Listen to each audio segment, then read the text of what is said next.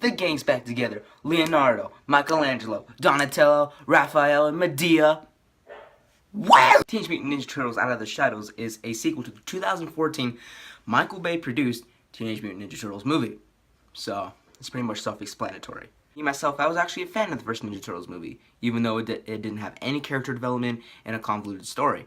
But it was still an enjoyable movie to just turn off your brain and just watch. Now, there are some pros and cons to this. Now, the main plot of Out of the Shadows is that the Turtles are feeling depressed, you know, they want to go out in society, they want to be out in the public, but they are afraid that people will, you know, call them monsters and, you know, exclude them from everything else. Now, the Ninja Turtles in this movie, I thought, more fleshed out than they were in the first one. They had more character, and I liked that. They acted like teenagers, you know, they spit balls, and they messed around with people, and I liked that.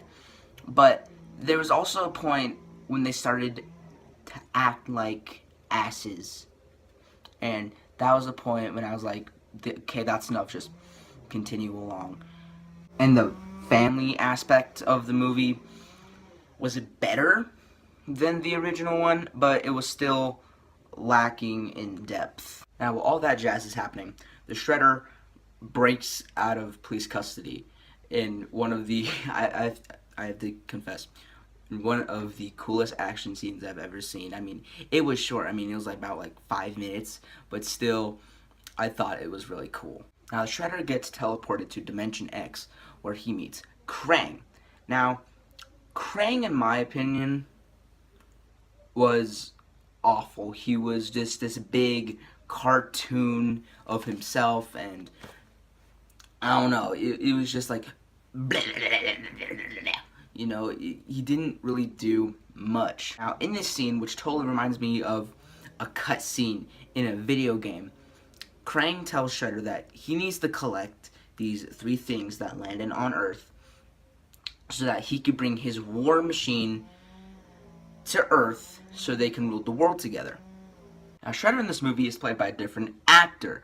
Instead of that menacing, shadowy figure that we saw in the first movie, get this, we now have the guy who the Indominus Rex first kills in Jurassic World. That is our Shredder. So, Shredder decides to go along with the plan, but he needs people who will do his dirty work for him.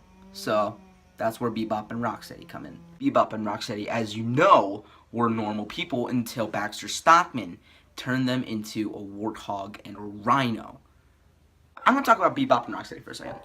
Bebop and Rocksteady, in my opinion, were the worst part of Out of the Shadows. I mean, they were so cartoonish.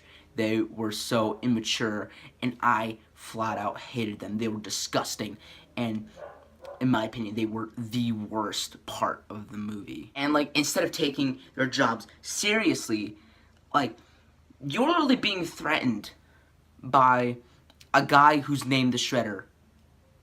Seriously, and you're going around making fart jokes? Seriously? That is, jeez, it just makes me mad just thinking about it. April O'Neil in this movie finds out that Baxter Stockman is working with the Shredder.